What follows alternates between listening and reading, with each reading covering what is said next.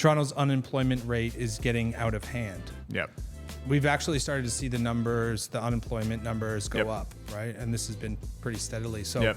what do you think is going to happen in the next, at the next BOC rate cut?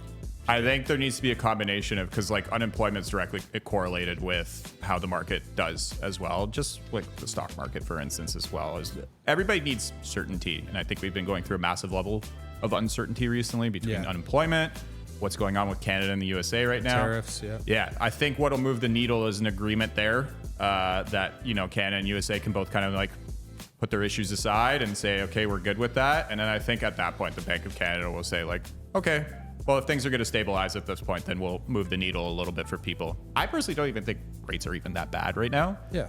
Like fixed, you can get for under 4% right now, which is like slightly higher than normal, Right. but definitely better than what we were looking at in like 2022 by the end of it. So Yeah, I think if we can see another rate cut, I mean, it doesn't have to be a large one, but I think that will kind of help to solidify the buyers to come back out to the market, which we need. Yeah. There's a lot of inventory that's sitting there, a lot of opportunity. Yeah, with the first-time buyer market, they are terrified of getting into the market right now. I think investors lead the way in our city, and since the investment money has been kind of being pulled out of the real estate market, I think first-time buyers are kind of following suit because they're a little worried that they sell their place 4 or 5 years from now, they're not going to make any money, right?